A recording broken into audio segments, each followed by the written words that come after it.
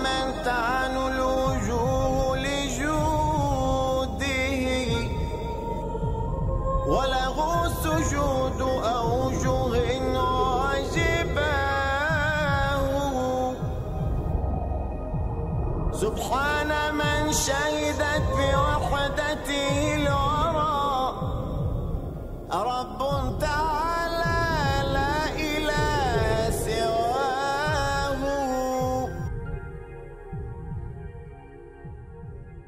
It's learning the why behind it. It's learning the reasoning, and that has always been the draw for me. There's a reason for everything. There's logic to everything. There's a purpose for everything.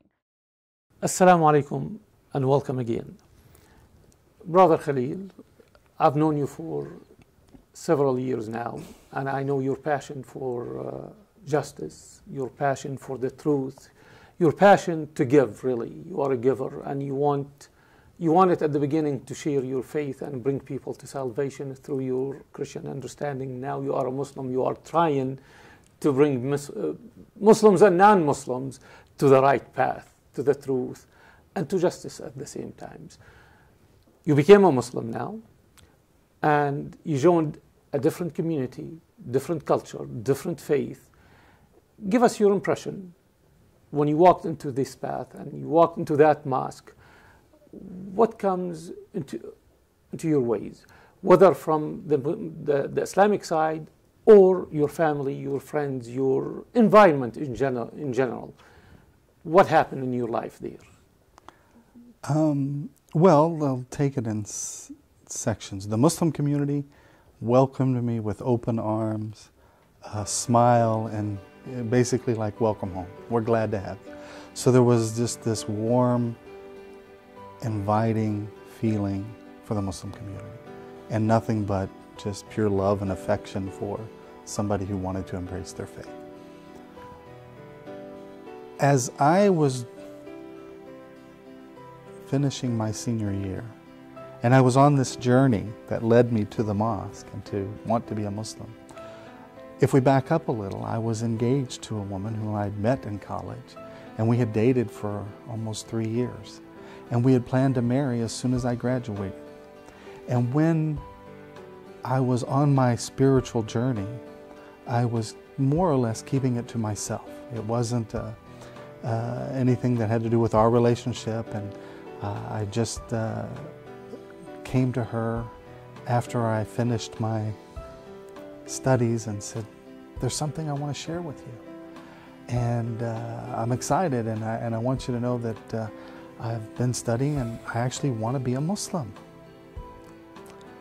And that begins the next phase of my life with my to-be fiancé.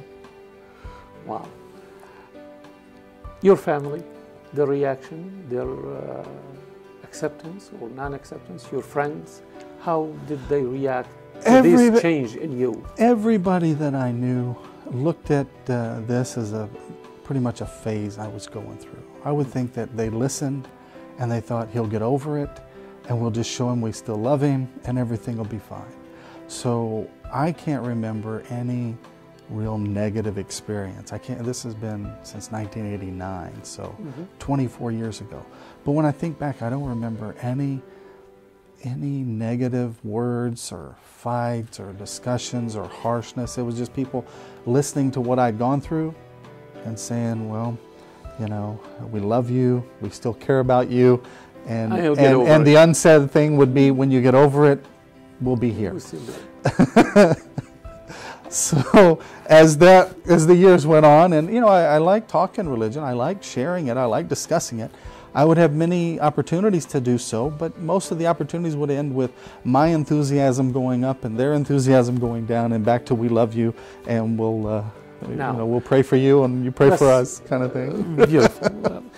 Gracious people. I meet many gracious people. They have this attitude, and that's wonderful. This is an attribute that everybody should have, really. The acceptance of people and hope they change. Regardless, we all hope for people to change. As a Muslim, I say the same thing to the people who go through the same thing you went through. we're going to stop right here and we'll pick up right after this to now the next step toward Islam on the path of guidance. So please enjoy with us this segment.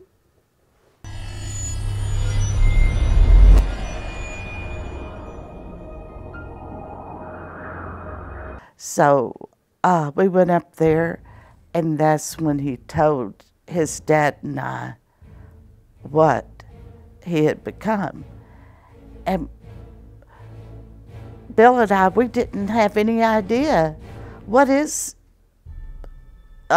Muslim. You know, we didn't even know how to say the word right, the name right. And I think we were more shocked.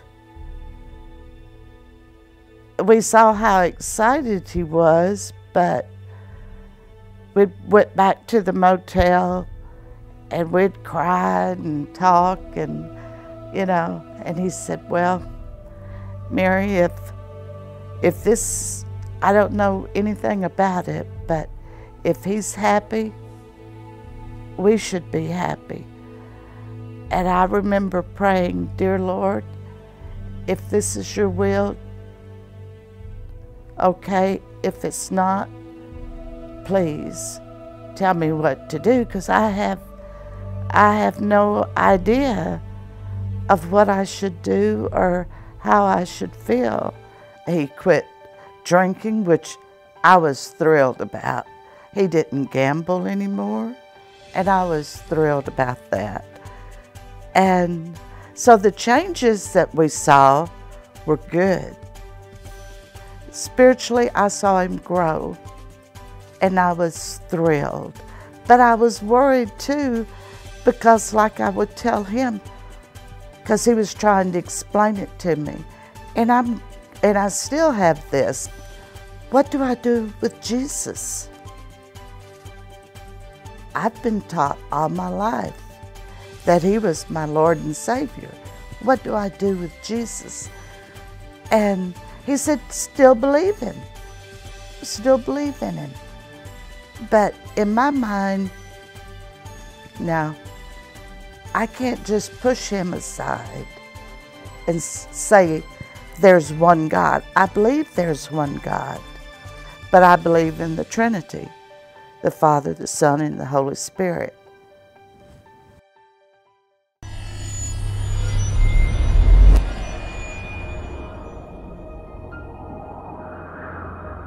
Welcome back again. It is a very interesting story on the path to guidance with Brother Khalil Meek. Now, you were the party guy, let's say, and that was through your college years. And you practiced a lot of things that were not in line with Islam or Christianity. You came to Islam now, and you have to learn a new way of life, and you have to abandon many of the habits, many of the things you have done before or you've been doing. How did that fit? The lifestyle change. Would you share some of that?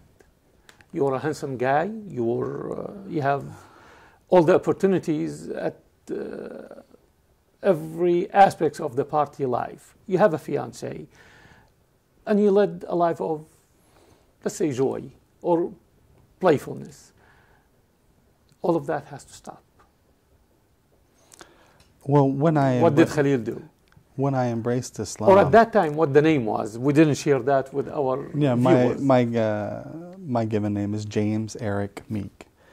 And just on a side note, when you become Muslim, you can keep your name, and I have a beautiful name. And right. But I did want to feel like a Muslim. I wanted to fit in a Muslim setting. So you can pick a name as a Muslim that you like, any name that you like. So a name that appealed to me was the name Khalil. It's a nickname given to Abraham, the prophet Abraham. And correct. In Arabic, it just means that it's a friend or a close friend, a very intimate friend. So Abraham was definitely a close friend of God, and he was nicknamed Khalil. Khalil. So I said I would love to have this name Khalil. Beautiful. And I also picked a second name. I don't use it anywhere, but if I needed a second name, I have it. It's Al-Faruq.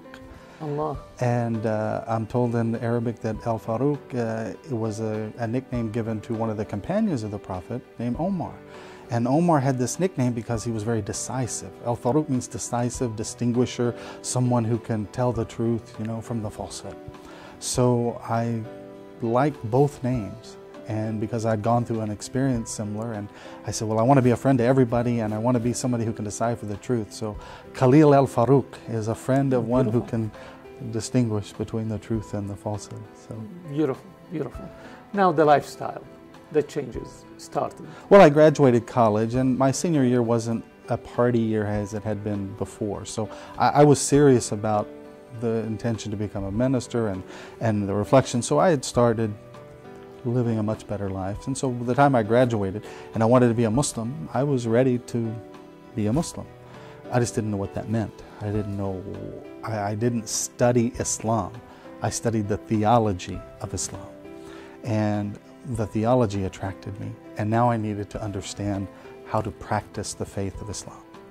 And this begins a beautiful part of my life because as growing up Christian, I prayed, I went to church, I had Bible study. I mean, I had practiced my faith, but I didn't understand any of the practice of how to be a Muslim. But I figured it would be similar since we agree on everything. So I learned that Muslims pray, and they have a formal prayer 5 times a day, and they can pray and supplicate however they want 24/7. And as I learn about Islam, I need to bring in how my learning about the religion affected my relationship with my fiancée. Beautiful.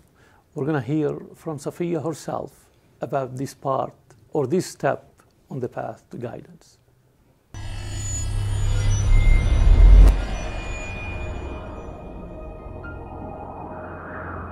I took my Shahada, I said I want to be a Muslim.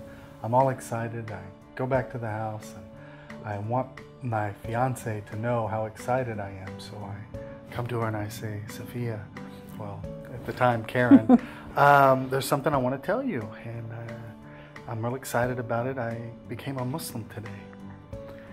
And I think she should tell you how she reacted when she heard those words. Safiya? It actually is with a little bit more enthusiasm. It was more like, guess what I did today? I became Muslim. And I'm like, what? What does that mean? I had no idea. I knew nothing about Islam, and I had no idea he'd even been on his personal journey. It had been totally private. He never once talked about religion the whole time we had been dating. This was totally out of the blue for me. So I was in absolute shock. And, for me, I didn't grow up in a quote Christian household. I grew up, in a very religionless household. While my dad's family is Catholic and my mom's family is a Methodist, as a young adult, my dad had convinced himself that all religion was just an emotional crutch, that the only thing you could believe in was science. If you could prove it, then you could believe in it. So I was raised in a house where, we watched Carl Sagan, the Cosmos series, pure science. So for me, this religious experience was just beyond me. I had no frame of reference for this. So, and I didn't think that I knew anything about Islam, but apparently I must have had some stereotypes in my head because, boy, I immediately gave him a laundry list of things don't expect from me.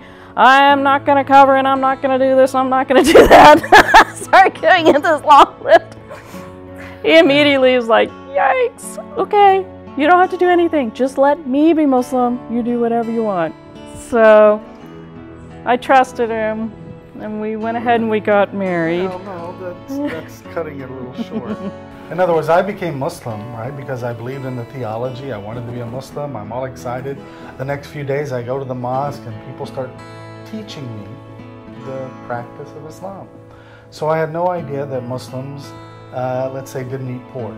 Okay, so as a Christian, it wasn't against my religion to eat pork. So I learned that as a new Muslim, I shouldn't eat pork. So what do? I come home and I tell my wife, hey, guess what I learned today? And I sit with her and said, hey, Muslims don't eat pork, so I'd like not to be eating pork anymore. And she was like, she'd listen, and she gave me somewhat of the same reaction she did when I told her I'd become a Muslim. She said, well, I'm not gonna stop eating pork. I'm not gonna do this. Don't ask me to practice what you're practicing. And she gives me this list of I'm not gonna. And for everything that he would tell me he was going to do or something, I was like, you're being a fanatic. So I tell her, well, just for me, and she accepts it, and we move on. A few days later, I learned that Muslims don't drink alcohol.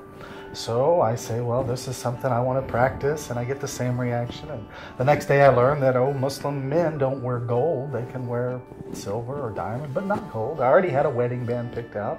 I said, can we go change this? Can we get a silver one or something different? And she gave me the same speech that I'm overreacting. Where's this coming from? I'm not gonna. And then she would concede, and we went and got a new ring. Yeah, we had been in Omaha for about 3 years. And December comes around, and there's Christmas parties, Christmas music, all of this celebration going on, and that, I think, is when the guilt really starts to hit him, and he realizes, I really need to get back into the mosque, I need to start practicing again. And so he does the same thing he did when he converted. He finds the mosque, doesn't know when the prayer times are, so he just sits in the parking lot and waits for someone to show up. And they show up, they embrace me and say, welcome, we're glad you're here, wonderful, how can we help you? And I just say, well, teach me Islam, teach me this. And immediately I learn to pray. I start bringing home books about Islam and Muslims and how to, practice my faith.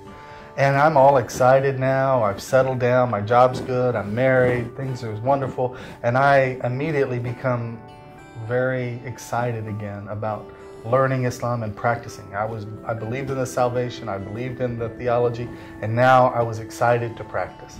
So now he starts coming home, and again, I'm still not Muslim yet. I know nothing yet about the religion.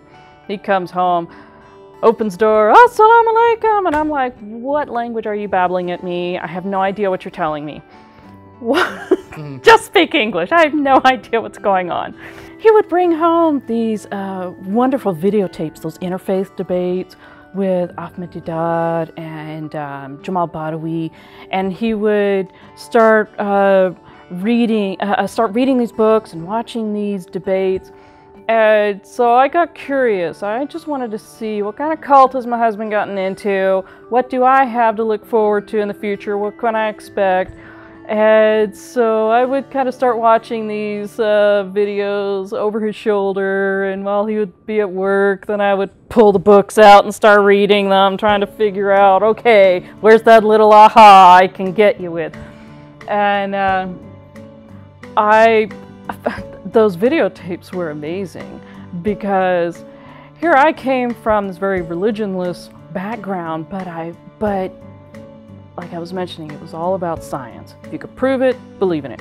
And so I was all about, logic and reasoning, and watching those interfaith debates was great for me, because I found myself listening to both sides of an argument on some topic, and without realizing it, I found myself rooting for the Muslim speaker, and I'm like, wow, yeah, that makes sense, I can go for that, good job, you get him, you go. And so then it started getting me curious to find out more, but I was not about to take, just one person's word for anything, so I was like, okay, introduce me to some more people, I've got questions I want to ask.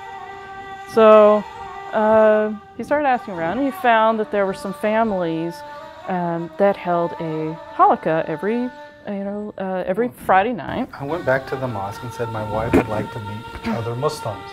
She's learning a little bit about Islam. She doesn't trust my judgment. She would like to meet others. So they said, brother, you should come to our house. We have this beautiful halakha. A lot of families get together. Yeah, well, we just kind of discuss a religious topic. We all share our opinions and knowledge about that issue. We have dinner, we socialize, we go home. So come over and spend a few hours with us on a Friday night. So I tell my wife they have this. She says, yeah, I'd love to go. So we go and visit. What we find there when we get there is we have these families. You know, everybody's got kids, they're married. So you've got a Muslim husband, a wife, and children, and all mixing together. And then we have a study group where we stop and we start reading verses of the Quran. We discuss the tafsir, the explanation of it. We share our thoughts on it. We learn from each other. We will then have dinner, visit, go home.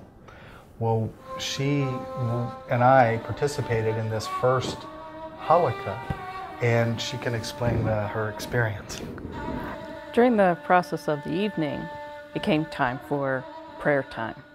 So, of course, I was the only non-Muslim in the group.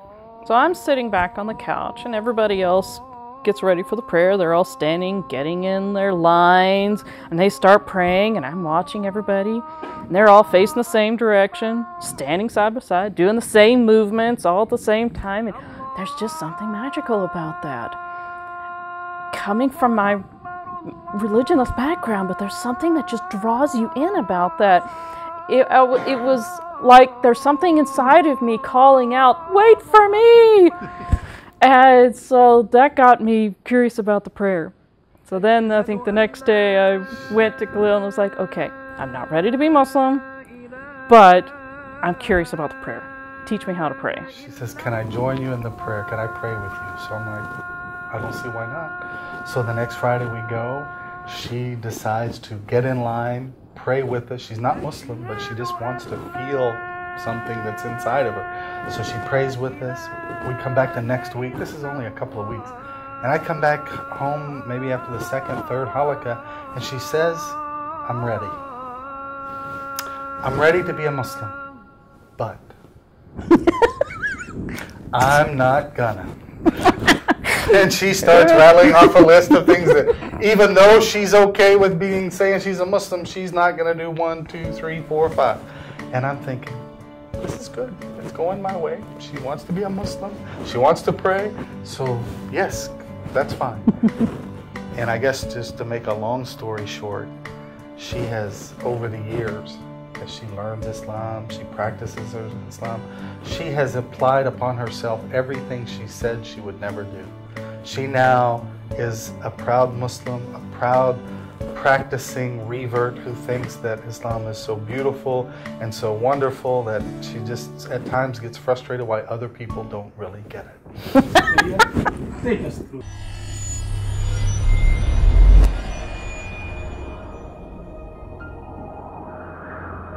Assalamu alaikum and welcome again.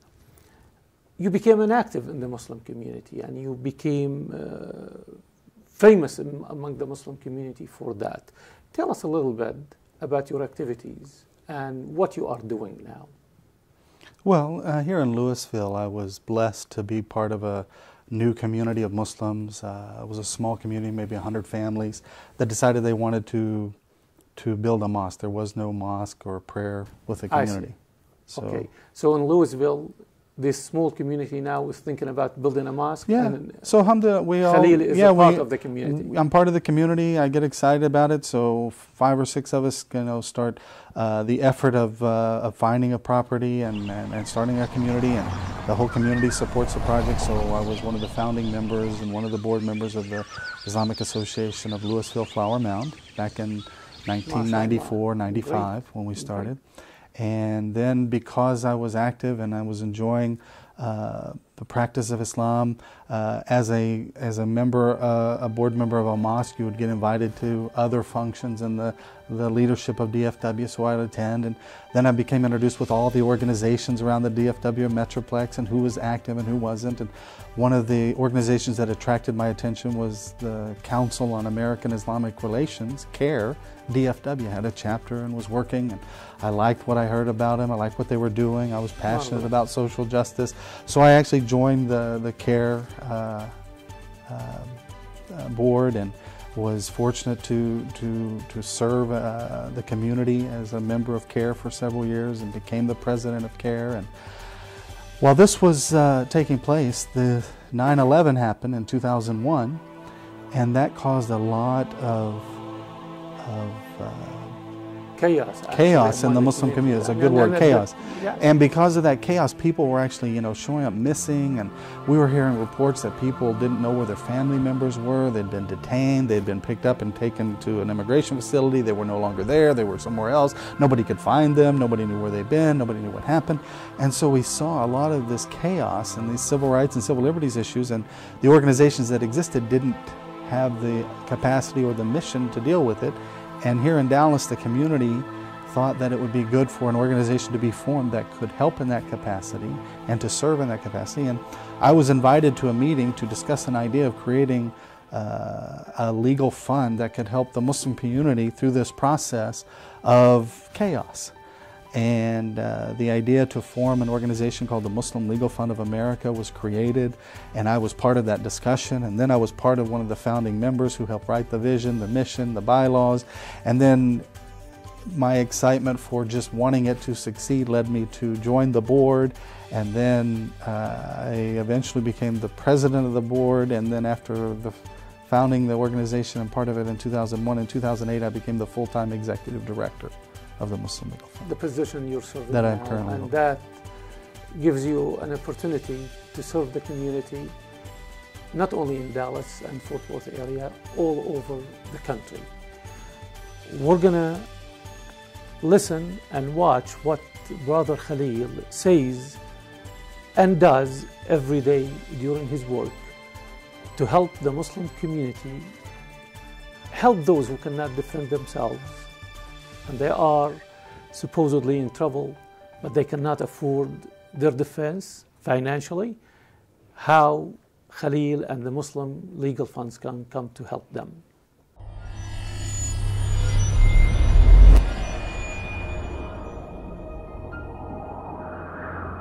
The Muslim Legal Fund is a charity that helps Muslims face legal challenges. We're a legal fund, not a law firm. I'm not an attorney. We collect money from Muslims all over the United States as a charity, and we spend that money on hiring attorneys all over the country to deal with cases that we think have the greatest impact on the Muslim community and the American society as a whole. So we are an organization that wants to stand up for civil rights, civil liberties, due process, and basically the principles enshrined in the Constitution, the Bill of Rights, freedom of speech, freedom of religion, freedom of expression, freedom of association, freedom of assembly. We see these things as being the foundation that has given America its strength, its prosperity. It has given us our security. It is what people have fought and died for in this country, and it is what people aspire to become American citizens or come to America for. So this is what this country stands for, and we want to protect that for our kids and our future generations. And one of the things that we try to do is to encourage people to stay involved even though they may not be the person of interest in a particular issue. So we're constantly educating our community to be active, to be participants, to voice their concerns on all issues pertaining to this country's principles. So we spend our time on education and fundraising.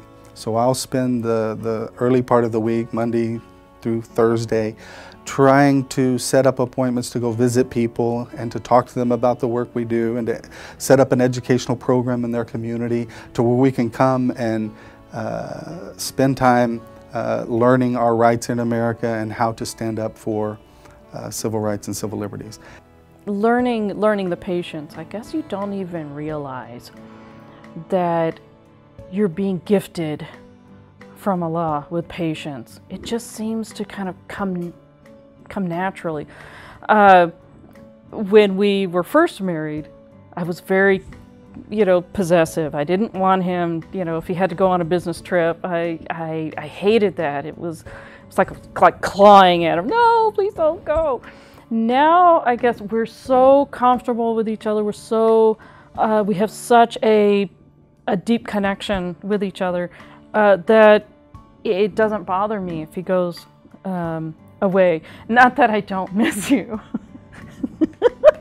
Not that you're not important, but I feel like I'm being watched over. I've been blessed to be invited to speak on many occasions to the non-Muslim communities about Islam. And that's one of my favorite things to do. If I have an opportunity to sit down with an audience that's not familiar with Islam and just to share with them the basic 101 principles of Islam and communicate the essence of our religion, it's a beautiful experience. I've had hundreds of opportunities to talk at churches. I've had opportunities to talk at universities. I've had opportunities to talk with the police departments, the human resources departments. It's a wonderful opportunity to bridge a gap of information that exists in our society today, with a lot of times with the Muslim and non-Muslim community. I think visiting communities and having an opportunity to share your faith or your belief with others is a beautiful experience. I think the more we do it, the better. Because, freedom that we enjoy can't protect itself, right? This is a slogan of the ACLU. This is people that are in the civil rights and civil liberties community. It summarizes the essence of what we do. We have what could be considered the most beautiful society ever given to a group of people or created by a group of people. Just in the fact of the freedom it has and the checks and balances and just the concern for justice and humanity. But because you have a system, right, the system doesn't protect itself, the people do.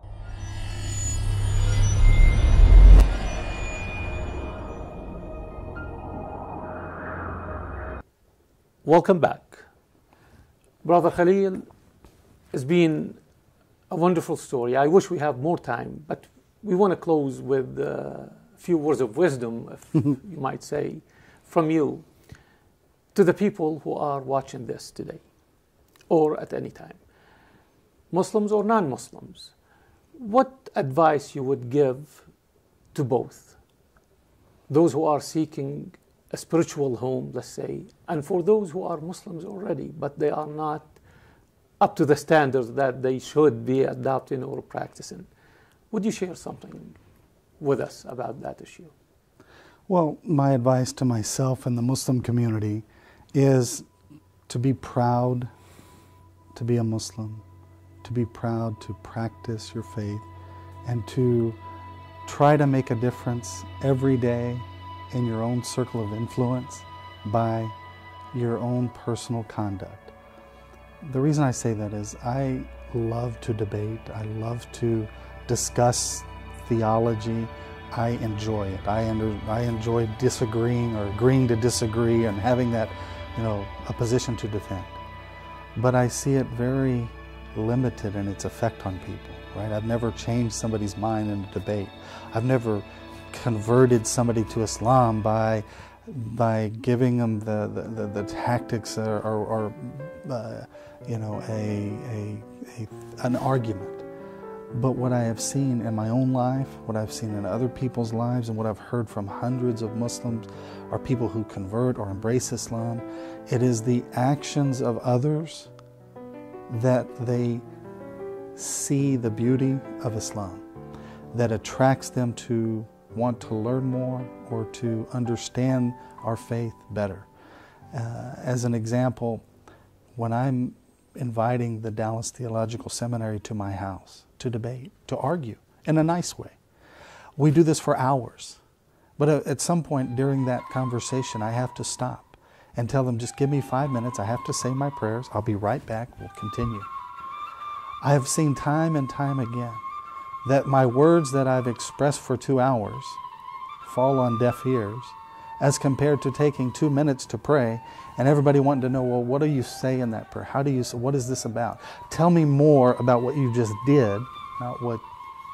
And that's what attracted Safiya. Yeah, that's attracted my wife, that's attracted many people.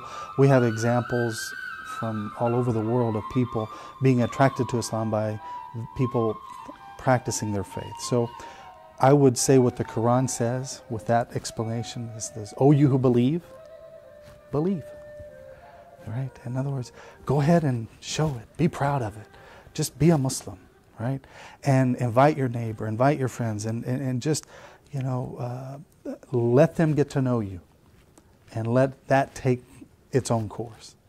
And for anybody who's not Muslim, who might be watching this or on a road of spiritual journey, I would say be sincere to yourself, right? Wonderful. Do what your heart tells you to do.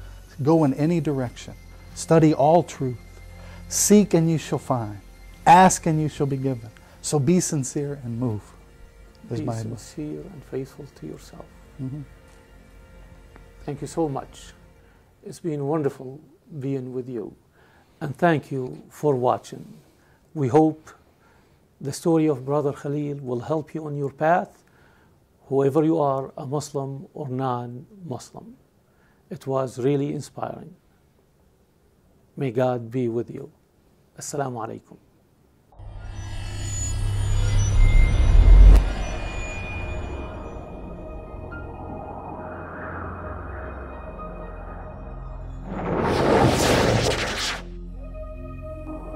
سبحان من تعن الوجوه لجوده وله سجود أوجه عجباه سبحان من شهدت بوحدته